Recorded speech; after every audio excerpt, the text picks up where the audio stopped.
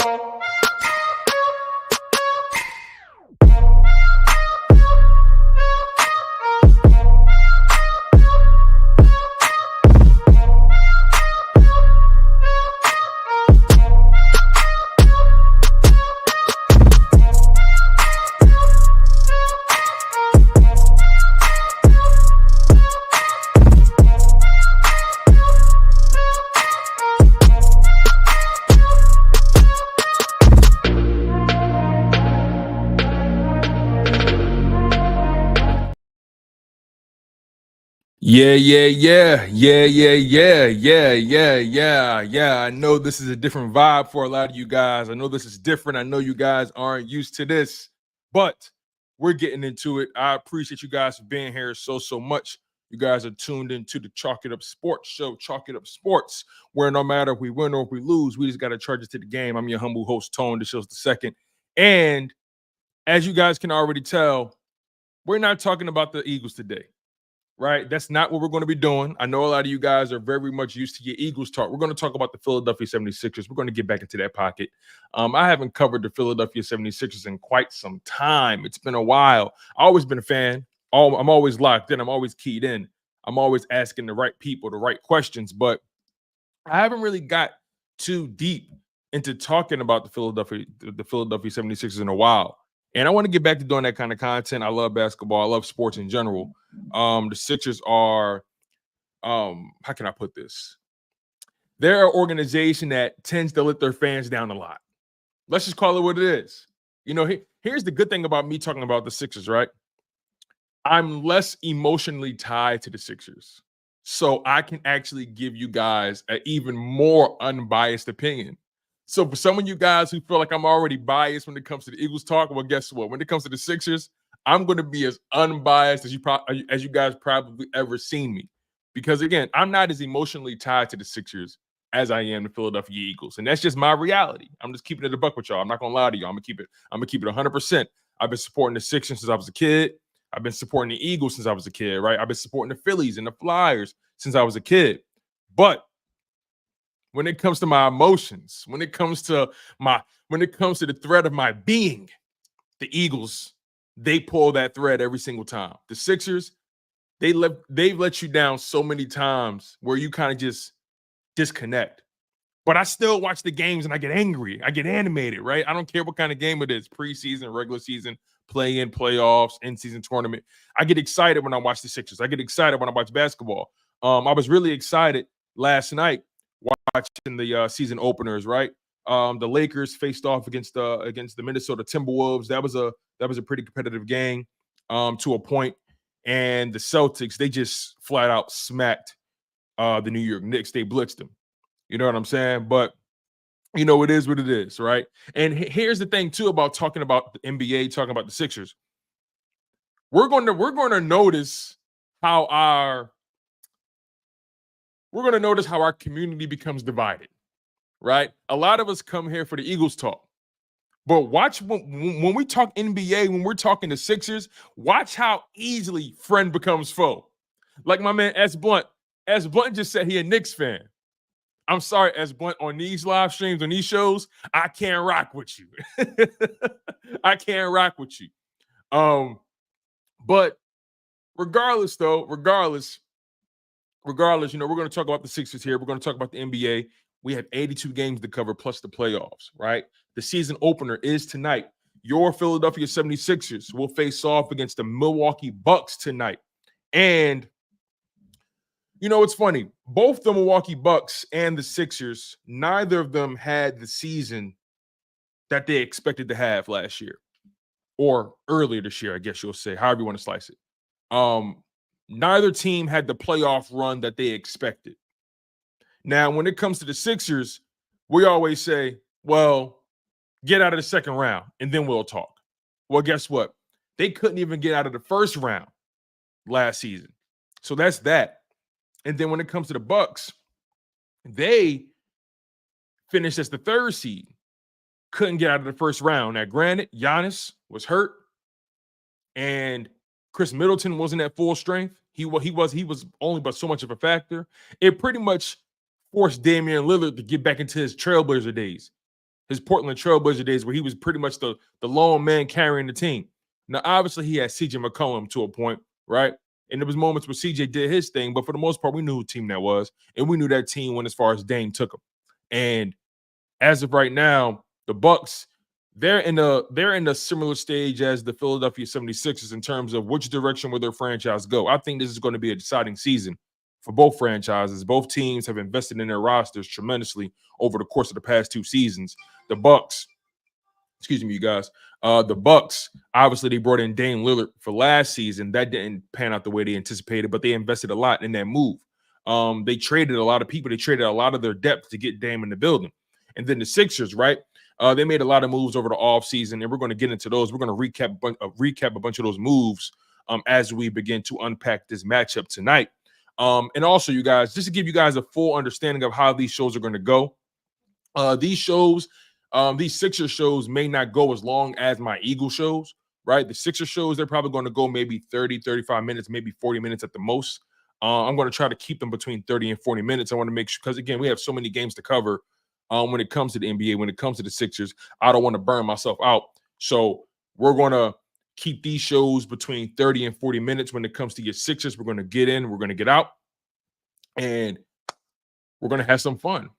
We're going to have some fun. So let me get through some of your comments real quick before I get too far. I'm going to read some of your comments, set the stage a little bit.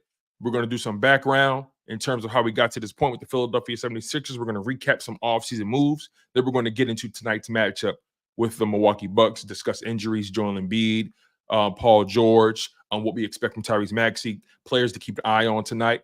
Obviously, Joel Embiid and Paul George are not playing tonight. Joel Embiid dealing with a nagging knee situation. Paul George, we all know what happened to him. He tweaked his knee really badly, but thank God it wasn't as bad as it could have been. We know people have a lot of opinions about the way the Sixers are handling Joel Embiid, and we're going to talk about that. But again, I want to take this step by step. We're going to do a quick recap of the offseason. Then we're going to get into the matchup tonight, and that's going to allow us to get into injuries and keys to the game or what we expect to happen. So let's have some fun. I know we're going to be building a new audience when it comes to the Sixers content, right? I know that's going to be a little bit different for you guys, but we're going to keep these as consistent as possible. Also, I got a surprise for you guys. We're going to be doing a weekly show every Saturday morning. Things are still being ironed out, but as of right now, we're going to be doing a weekly show every Saturday, featuring some pretty cool people, right? I'm doing a collaboration, and that in the first edition of that collaboration happens on Saturday, and we're going to be covering the Philadelphia 76ers. And you guys are still going to get the daily Eagles content. You guys are still going to get the daily Sixers content. You know, the Sixers are going to play 2, 3, maybe 4 times a week sometimes. The Eagles obviously play weekly. So we're going to give you guys a lot of content throughout the week. The goal is to give you guys a one-stop shop for your Philadelphia Eagles and your Philadelphia Sixers content. That's my goal for you guys, right? That's my goal for this platform. I want to grow it. And again, as the Eagles content grows, I want to continue to get into my Sixers bag. You feel what I'm saying? Those are my two strongest sports to talk about. Baseball, I'm more so just a spectator. The Flyers, hockey, I'm more so just a spectator. You might not see me talking too much in depth about Phillies or Flyers. I'll leave that to those who really, really know the ins and outs of the game. And that way, I'm just a fan of the Phillies, a diehard fan. That's about it. But when it comes to the Sixers, when it comes to the Eagles, I can talk a little bit more in depth in that. I can get a little bit more passionate and a little bit more gritty when it comes to that. So I noticed that we're going to continue to grow this base, right? Not too many people in here right now. I know this is new for a lot of you guys. So we're here to grow the platform. We're here to diversify, like my man S. Bunt said, we're here to diversify the portfolio. And we're going to have some fun in the process, man. And we're going to grow this thing organically. And it's straight like that. So let me get to your comments real quick. Let me see here. My man S. Blunt said, diversify your portfolio. You already know, big dog. Flexion says, Philly suck. You doing the right thing, Tone. Oh, man, that's funny. Eagles fan says, as long as Maury's in that front office, the Sixers ain't winning nothing. Hey, listen, man, we'll see, man. So far, I think Daryl Morey had a pretty strong offseason. And we're going to get into those moves for sure. Sir Roger says, if you're counting on Embiid and PG to lead your team, you're going nowhere fast. We'll see, man. And like I said, man, when it comes to basketball, we're going to see a lot of us become significantly more divided than we ever have been, right? For the most part, it's Eagles versus everybody with us. Now we're going to start to see this thing really become factioned off, right? Because in the NBA, there are some people who are more fans of players than they are teams. You feel me? And there's some people who support their team no matter what. Me, I'm Philly through and through. I'm 4 for 4, baby. I'm not one of those people who support one team and I support another. Nah, I'm 4 for 4. Born and raised in Philadelphia. I'm rocking. Now my man S. Blunt, he in Delaware, so he can toe that line a little bit. He can play around a little bit like that, but not me. I'm 4 for 4. Philly everything. Philly till I die. You feel me? It's in my blood. It's in my DNA. Let's see. Infamous said, look at me back with the Philly fan. He says, I'm going to every game from now until the Knicks on November 12th. I got all my tickets in order. Yes, sir. That's what's up, bro. That's what's up, man. He said, F the Knicks. That's the equivalent of being a Cowboys fan. Hey, man, listen, I can't stand the Knicks. I can't stand the Knicks, and I can't stand Boston. That's pretty much where I'm at with that, man. I can't stand them. I'm just glad me and my man Infamous back on the same page, though. We back on the same page when it comes to the Philly sports. So I'll take it. He says, I'm Philly 3 for 4. I'll take it, bro. I'll take it. I'll take it. S. Blunt's from Virginia, born in Philly. Got it. All right. Anyway. All right, let's see here. Let's get into it. So, when it comes to the Sixers, right, we're going to recap some of the off-season moves. Then we'll get into this, and then we'll get into this matchup tonight. Once again, you guys are tuned in to Chalk It Up Sports, where no matter if we win or if we lose, we just got to charge it to the game. I'm your humble host, Tone DeShields II. I know a lot of you guys are used to hearing me talk Eagles, right? But we're also going to talk Philadelphia 76ers. That's another passion of mine as well. So I can't wait to get in touch with you guys. I appreciate you guys working with me, and I appreciate you guys being cool about everything as well. Means a lot, man. Means a lot. All right. So, yeah. The Philadelphia Eagles, the offseason was pretty fascinating, right? They made a bunch of moves, a lot of splashes. The obvious move, they brought in Paul George on a 4-year deal, $211 million, an average salary of $52 million. Paul George is 34 years old. They also brought in Caleb Martin. Caleb Martin is formerly, he played for the Miami Heat. Signed him to a 4-year, $35 million deal. He's 29 years old. They brought back Andre Drummond to be their backup center at 2 years, $10 million. He's 31 years old. Eric Gordon, they brought him in. He's a guard. You guys know who Eric Gordon is. Been balling for a long time. He's 36 years old. Signed him to a 2-year deal worth $6.7 million. And then they brought in the French sensation, Gershon Yabusele. He was playing for Paris, or playing for the French team, I believe, in the Olympics. The Sixers signed him to a 1-year deal at $2 million. He's 29 years old. He's a pretty athletic guy. And then they brought in Reggie Jackson, a guard, on a 1-year deal, 3.3 million. He's 34 years old. So the Philadelphia 76ers, they brought in a ton of veteran leadership. When you look at the roster, you definitely see that they're one of the more older teams, right? Paul George is 34, Andre Drummond 31, Eric Gordon 36, Reggie Jackson 34. I believe Joel Embiid just turned 30 or will be turning 30.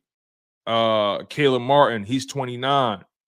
The youngest player on the team outside of Jared McCain and those other young guys they brought in maybe is Tyrese Maxey, right? That's pretty much where the youth is. They're really youthful when it comes to their guards, right? Obviously, and then as far as their re-signings, right? They re-signed Kelly Oubre to a 2-year deal, 16 million, who's 29 years old.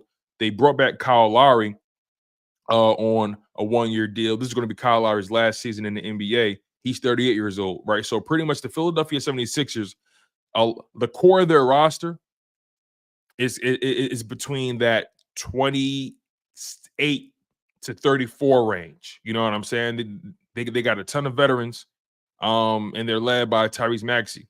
You feel what I'm saying? Who's a very young player.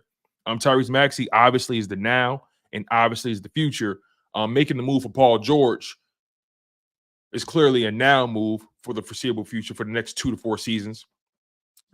And Joel Embiid, they decided to extend Joel Embiid. They gave him a 3-year max extension worth 192 million. He's 30 years old. He's the highest paid player. And Tyrese Maxey, he signed his 5-year extension, his max extension worth 203 million.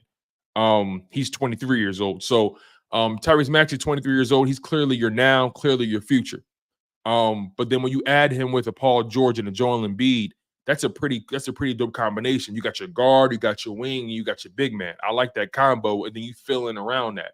You bring in Caleb Martin to be able to stretch the floor, to be able to hustle and play defense. You bring back Andre Drummond to take pressure off of Joel Embiid. Whenever he's on the bench, you still got someone who can get boards, someone who can protect the middle of the field. I'm not I keep saying the middle of the field. See, my football brain is working. The court, the paint. And then Eric Gordon, a guy who can stretch the floor as well, can shoot, quick release. You know what I'm saying? OG in the building. Yabusele, very athletic, very physical. Reggie Jackson, point guard, can run the floor. But regardless, though, right? All those moves, it has to amount to something. It has to amount to something, right? You can't make these moves and still be stuck in the second round, right? Now, you bring Nick Nurse in. Nick Nurse was a breath of fresh air for the Philadelphia 76ers in terms of him making adjustments, so on and so forth, right? I like the Nick Nurse edition. Hold on, you guys. 1 second. Hold on 1 second, you guys.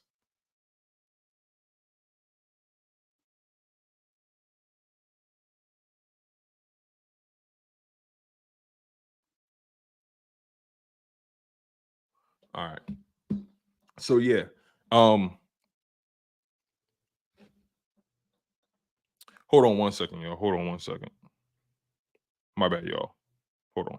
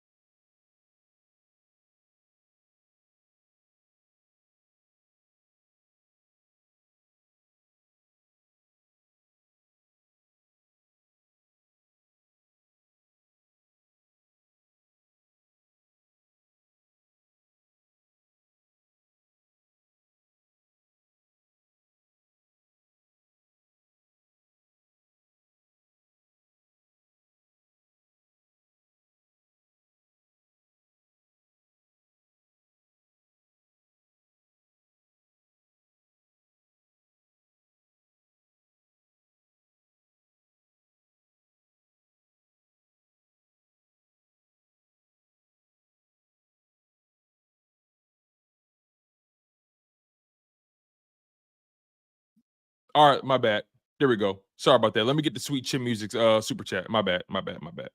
So anyway, Sweet Chin Music, $5 super chat. Thank you, brother. He says, let's keep it real. Nothing about the Sixers matters into the postseason. People are just going to whine for 82 games. All right.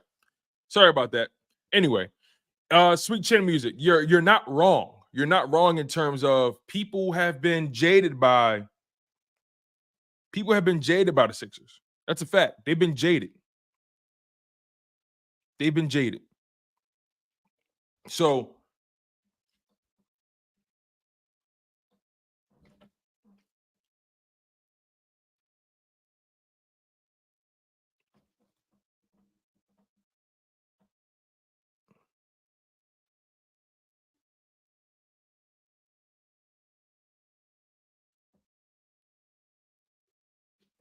anyway, so the Sixers, they got to prove they got to prove to everybody that they can put it all together and at least get to the conference. Let's get to the conference game. That's about it. Can you do that? But anyway, you got the Bucks tonight. And the Bucks are a team that's looking to change their narrative as well. The Milwaukee Bucks, in my opinion, they're skating on thin ice in terms of what Giannis is going to do long term for his career. And then Dame, I mean, he came there so he can compete for the conference. And as of right now, the Boston is looking like the best team. The conference is getting better. The Knicks made a move for Karl Anthony Towns. The Sixers added Paul George. What did the Bucks do significantly between last year and this year? Now, obviously, they weren't at full strength last year, and they took a couple hits. They took a couple hits depth wise, but overall, like, this is a 4-team race in the conference. It's Boston, Knicks, Sixers, Bucks. Everybody else, I feel like, is just trying to compete with that. I don't believe in the Miami Heat anymore. I feel like they've lost too many pieces, and I don't know what Jimmy Butler and Bam Adebayo are going to do just with them two. Orlando, they're young, but they're coming along. They're young. They made it to the playoffs last year, but they're very young. The Pacers, another team that's young. They're going to make it tough, but again, Tyrese Halliburton, Pascal Siakam, they got pieces around them. I expect Indiana to be better, but again, right? I feel like this is a 4-team race. It's Sixers.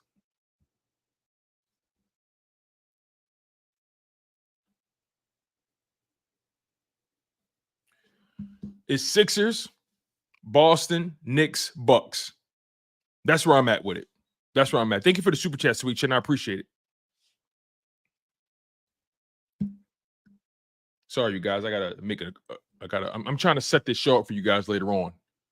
I'm trying to make sure the link up is good to go for you guys. Give me 1 second. All right. Let me adjust this.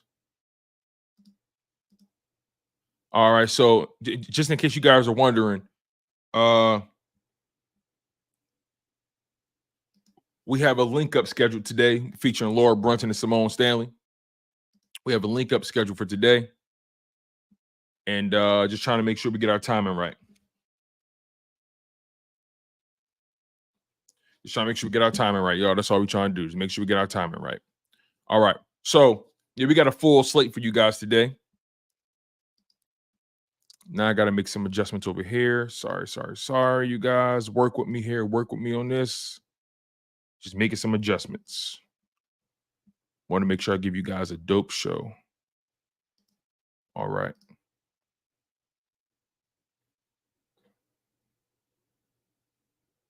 Okay. All right. There we go. All right, we're good. We're good, y'all. Sorry about that. It's been a little herky-jerky this morning.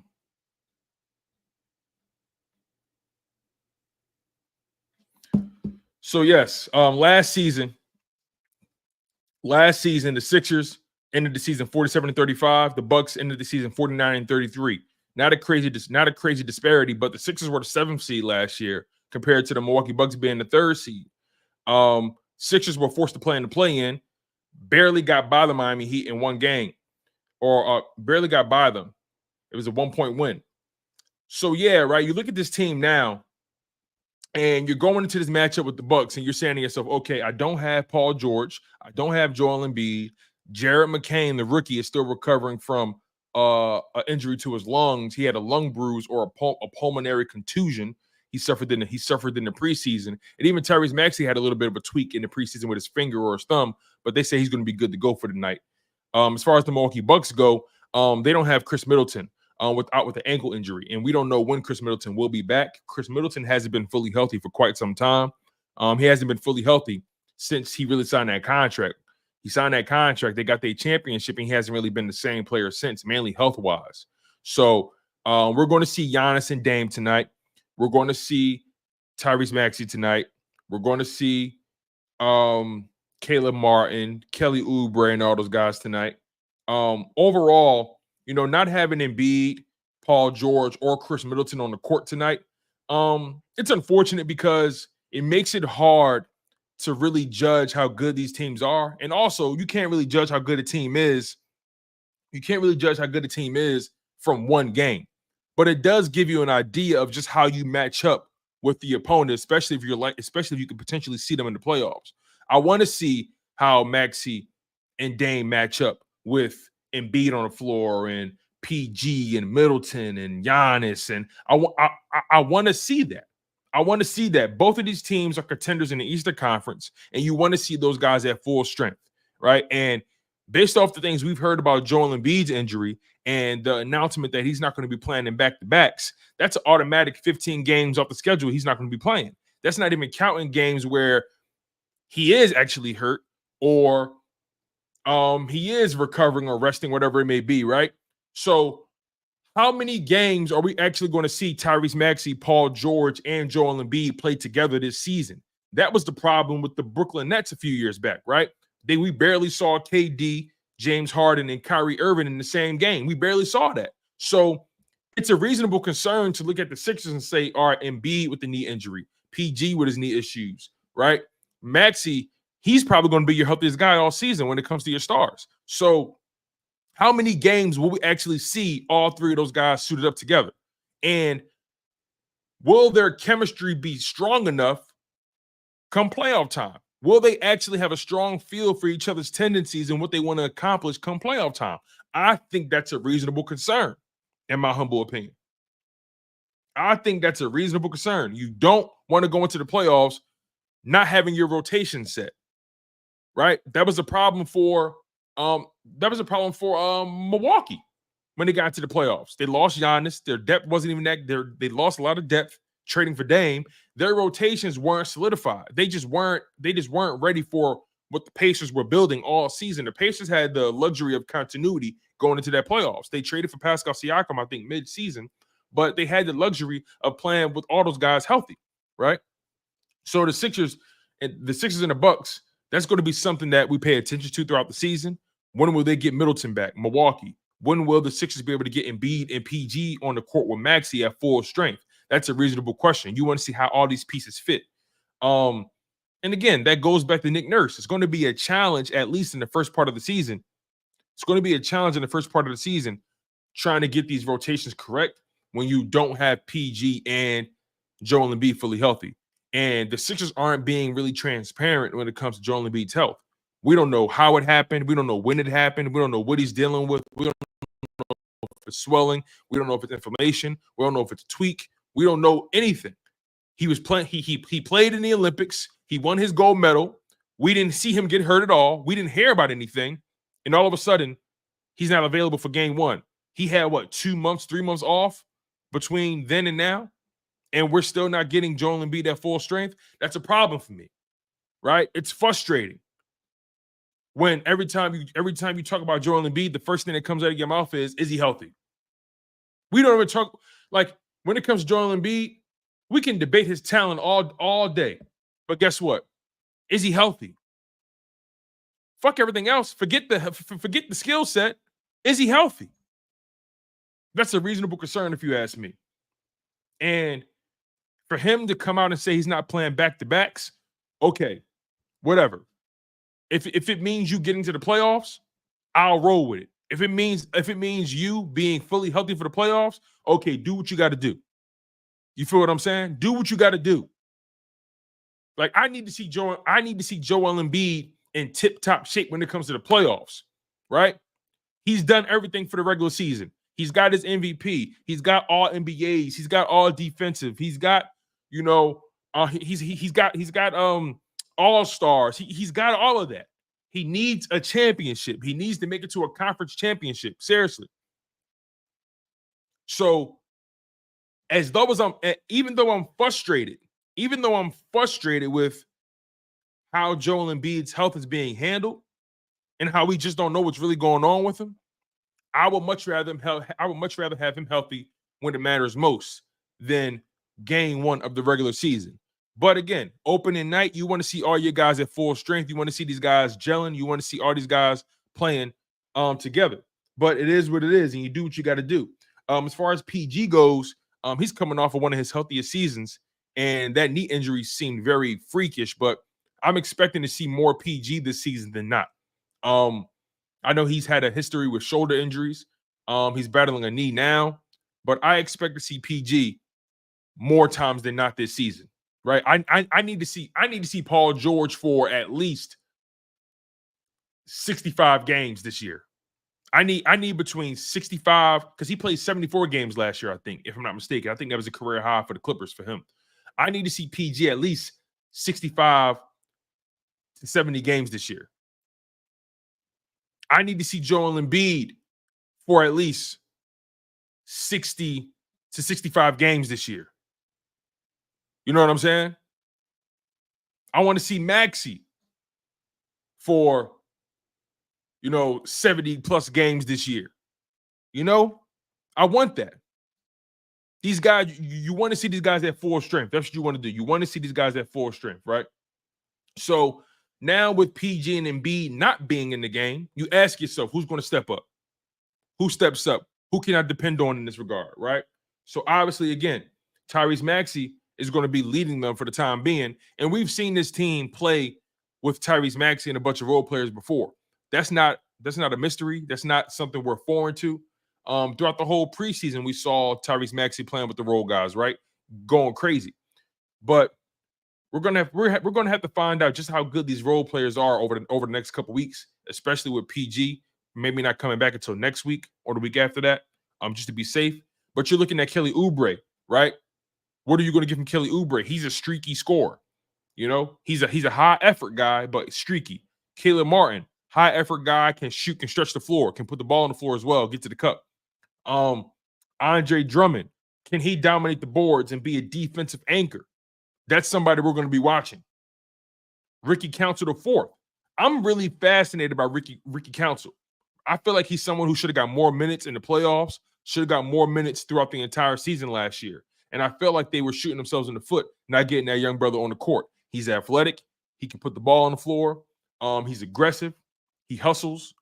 I like Ricky Council IV. I want to see more Ricky Council. So not having PG on the floor, right? Not having Jared McCain in the lineup for however long, you may see more Ricky Council going forward. And then Yabusele, right? You brought him in on a 1-year deal, but Yabusele is an athletic forward. He's undersized. And with Embiid being out, you're probably going to see the Sixers utilize a smaller lineup whenever Yabusele is on the floor, because they're probably going to want Yabusele at center whenever he's on the floor, backing up Andre Drummond for the time being. So can Yabusele, be athletic enough and impact the game defensively, right? Them high pick and rolls, rolling to the basket. Can you set him up for some easy baskets, some alley-oops, things of that nature, right? Can he get to the cup? Those are some things to watch. Not having Joel Embiid, not having PG, right? What are you going to get from Eric Gordon, right? What does Eric Gordon have left? You're not looking for Eric Gordon to put the ball on the floor. You're looking for Eric Gordon to stretch the floor and to be somebody that you can dish the ball to on the kick out, right? So right now, your stars are Joel Embiid, Tyrese Maxey, and Paul George, right? Those are your superstars. Then your rotational role players are Caleb Martin, Kelly Oubre, Andre Drummond, Eric Gordon, Kyle Lowry, Yabusele, Jared McCain, Ricky Council. And then you start getting into that bench. You got Reggie Jackson, KJ Martin. And then you got young guys, Aiden Bona, the two-way players, Jeff Doughton, Justin Edwards, Leston Quinones. You feel what I'm saying? You may see you may see KJ Martin get more time, especially with Joel Embiid and Paul George being out. It's going to be a fascinating rotation, right? It's going to be interesting. But overall, it's opening night, Sixers versus Bucks. It's going to be really fun to watch. I'm looking at Damian Lillard and Giannis, right? Where did that chemistry elevate to since last season? Gary Trent Jr., right? They want to get him involved. I think he came over in the whole Damian Lillard move as well. So Gary Trent Jr., he can shoot. Both teams are coming into this season with a lot of expectation. Both teams are looking to put the previous season behind them. Both teams believe that they're significantly better than what they showed last year. But as of right now, this is a Tyrese Maxey-led team. As of right now, Giannis and Dame, they got to hold it down without Chris Middleton, which I think they can. But I think for the Sixers in particular, at the very least, you want to stay above water without PG and Joel Embiid. You want to stay above water. I think this is going to be a situation where Tyrese Maxey is just dominating. You're going to see Tyrese Maxey averaging at least until Paul George comes back, because Paul George is going to come back first. You're likely going to see Tyrese Maxey averaging between 28 to 35 points a game while these guys aren't there. That's my opinion, right? You're going to see Maxey averaging between 28 and 35 points per game. You're going to see the occasional 40-point game, but Maxey's going to have to be spectacular. But again, this is a new team in terms of role players, right? The Sixers have gotten more talented than they were last year. I think they're deeper this year than they were last year, right? You got Caleb Martin. That's an underrated move. I think the Caleb Martin move is going to pay dividends. As you get deeper into the season, you bring Kelly Oubre back. I think the Eric Gordon move helps you stretch the floor. The Andre Drummond move is an underrated move as well. And I think this Sixers team is only going to be as good as their depth pieces, right? What can you get from Yabusele from a rotational perspective? What can you get from Kelly Oubre and Kyle Lowry, Eric Gordon, Jeremy King? What are you going to get out of those guys? It all remains to be seen, and we'll find out pretty soon. But again, man, we're going to get out of here. I appreciate you guys for locking in on the content. I know this is a change of pace for a lot of you guys. A lot of you guys are used to the Eagles content, and we got the Eagles content lined up for you guys. Best believe that. Don't you think I'm going to rob you guys of that? We're going to keep talking Eagles, but we're going to add Sixers. We're going to add some Sixers talk into the pod as well. So I'm really excited about this that we're embarking on. I'm glad you guys are rolling with me. This is a new demographic that we're adding to the network. A lot of you guys are football fans. A lot of you guys are Eagles fans, right? Or maybe you support other teams in the NFL, but a lot of you guys are NFL fans.